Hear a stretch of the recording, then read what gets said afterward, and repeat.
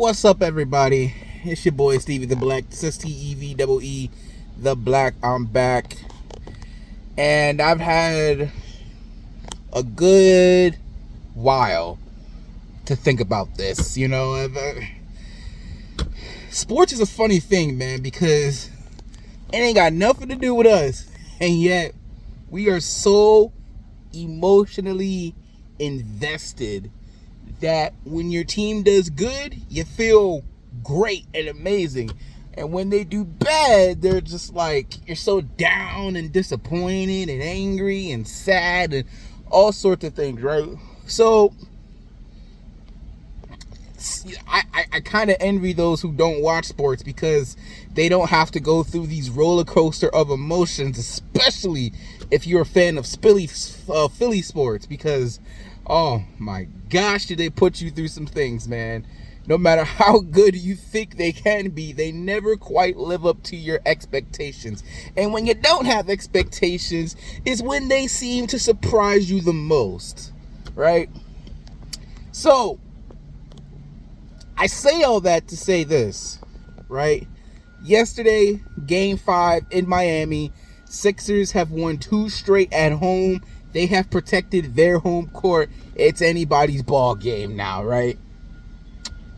And they get utterly destroyed, demolished. It was the most embarrassing thing I've ever seen in my life, I kept seeing videos online talking about, do the Sixers have the momentum? Who has the momentum going into Game 5? I don't know who said what because I didn't watch anything, but I can imagine some people probably said the Sixers. I can imagine some people said the Heat. If you said the Heat, I was actually right along there with you, because you could have made the same argument going into Game 3 that Miami Heat had all the momentum in the world, right? And then they just lost these last 2 games. But then you factor in the Embiid factor. And maybe Embiid is the difference maker between this Sixers team getting swept, which he obviously was, and them just, maybe going on a run, right? And so going into Game 5, I was like, hey, even if they lose, as long as they show me something, as long as they give it everything they got. But, you're at home, so the refs are more likely to side with the home team than the team away, all that stuff like that. But if you win, we going back to Philly. And ain't no way they beating you in Philly. Ain't no way. Right? And then everything happened.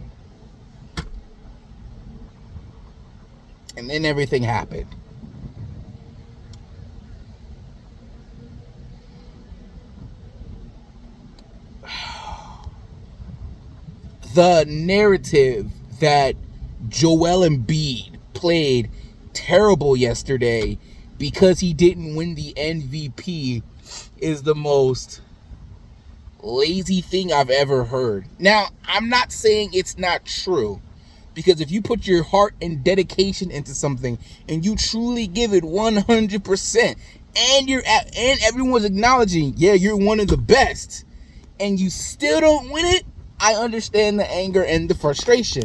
I do. But that's why everyone kept saying, oh, Embiid didn't win? Oh, that makes the situation even worse. He's about to show up and show out, right? And then he didn't. And so people correlated that to, oh, well, he's mad and pouty because he didn't win the MVP.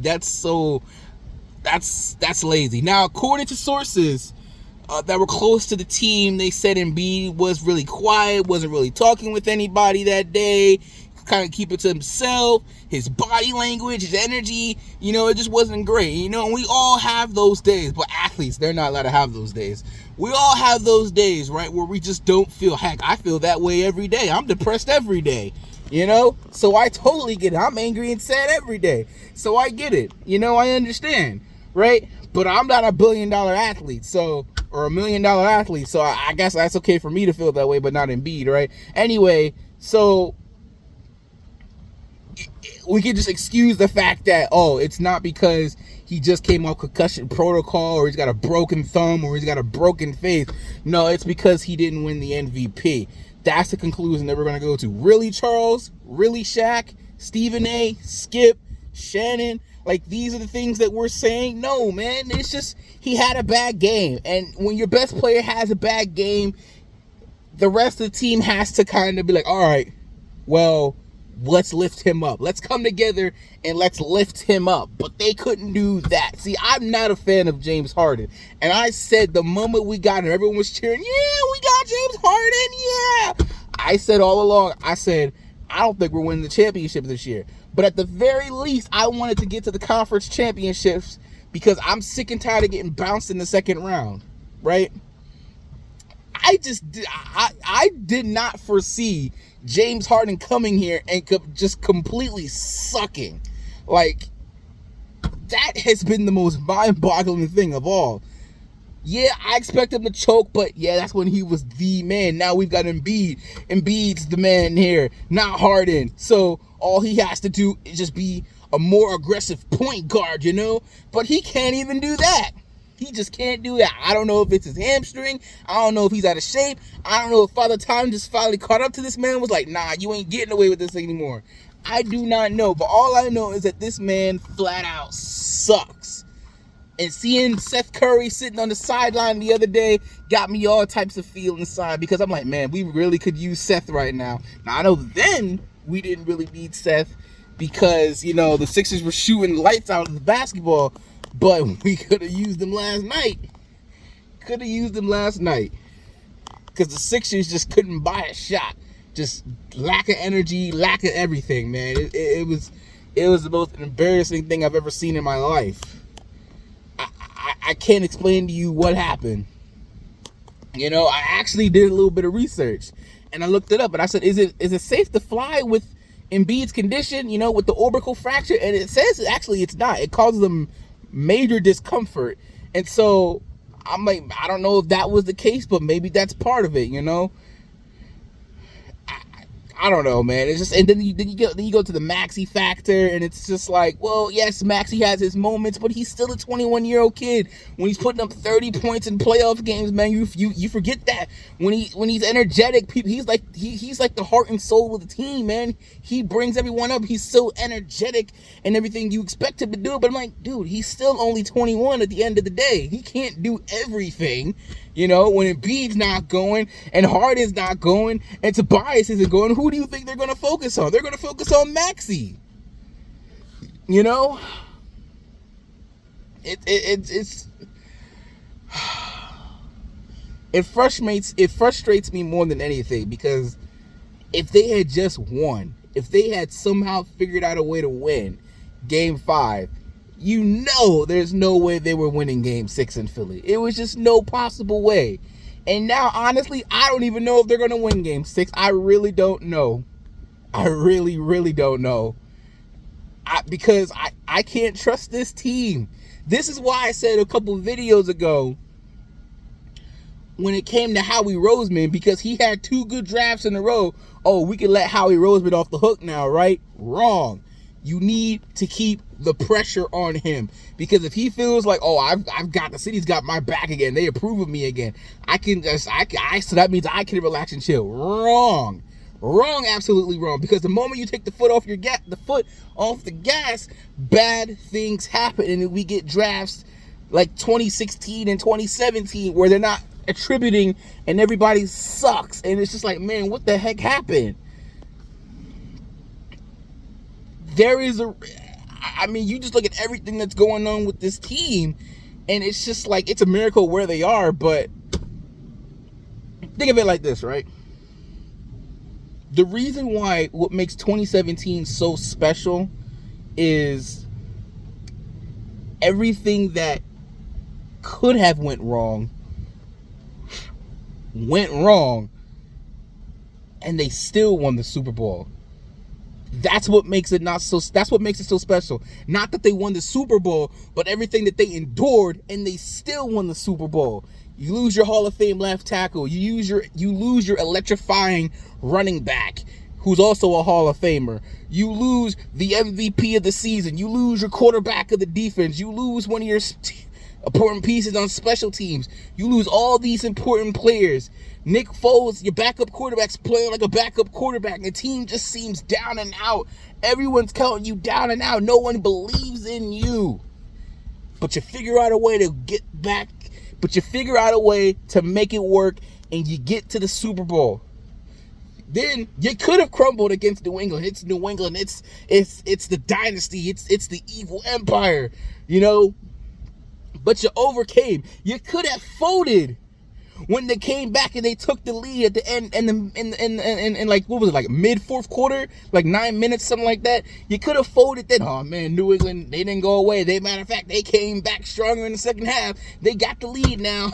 Oh, but you didn't fold. You could have folded when it was that fourth down at the goal line when it was the Philly special, but they didn't. They could have folded on that fourth down throw to Zach Ertz, but they didn't. They could have folded on that third down touchdown pass to Zach Ertz, but they didn't. Every opportunity where you know the Eagles could have failed and they could have folded like they normally do, or any team in Philly normally does, they didn't. And they overcame, heck, even toward the end when Brady still had time to get the touchdown, take the game in overtime. What happened? We found a way to overcome, and we won the whole thing. That's what makes it so special. So when you see things like Ben Simmons quitting on the team and a weak and hobbled and a sucky James Harden and Embiid that's battled through everything, you think, man, bro, we've seen something like this before where things just don't go the way, but we were able to pull through. I guess it truly was just lightning in the bottle, because man, it's just what can go wrong will go wrong in Philly. Do not trust Philly. DTP. Don't trust Philly. I don't trust them, bro. Oh my goodness. Like I said, man, I don't even know if they're going to win game 6 tomorrow night, bro. I have to hope they do.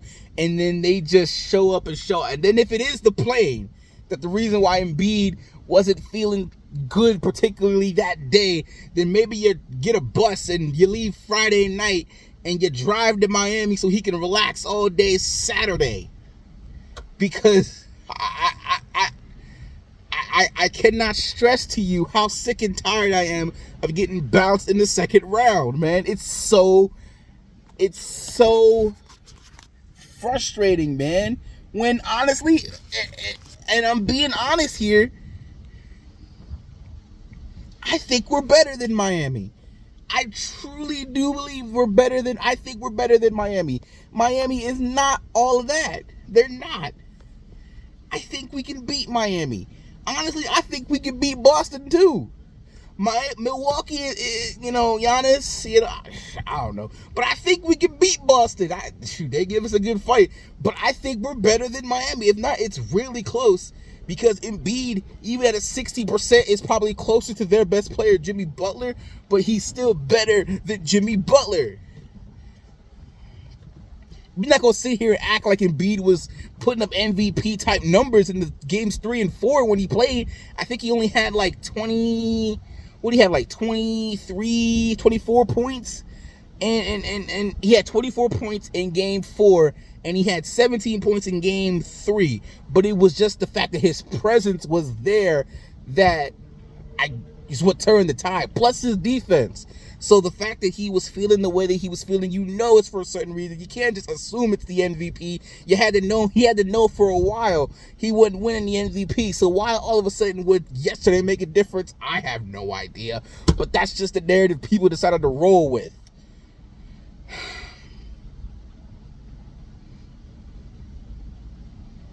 I really, really hope we win tomorrow night. But I'm just being honest with you, as I always am. I don't know if they will. And that's the scary thing, but that's the truth. As I said, DTP, don't trust Philly. Because when you least expect it, or I guess rather when you most expect it, 90% of the time they will let you down, man. very few teams that are dominant year in and year out. I'm not asking to be dominant, but I'm just asking for when's it gonna be our turn, man. Just imagine the story. Embiid, Simmons, everything that happened this year, and the Sixers are the one at the end, Raiders in the championship. I didn't think the Sixers were going to win the championship this year anyway, but just a little, when things change when you get in the playoffs and you see the way your team's playing, you're like, that maybe they got a shot, I don't think that way no more. I'll tell you that much. But that's it, man. That's my feelings on their game and everything that happened yesterday. It was a complete and utter embarrassment. I can't believe that happened yesterday. Let me know how you guys are feeling in the comment section down below. Please remember to like this video, hit the thumbs up button. Please remember to make sure your bell notifications are on so you never miss a video. Remember, tonight I am dropping my own personal WrestleMania card that I created back in December, I think it was. I'm very excited. I can't wait for you guys to see it. I can't wait for your guys' opinions on it too, of whether or not you would have rather have watched that WrestleMania, my WrestleMania, or the one that we got this year. So I can't wait. So stay tuned. So that's pretty much it, guys. So if you're not down with that, just got 2 words for you: utter embarrassment. From Dad. Utter embarrassment. And yeah, man, that's it. See you later tonight. Peace.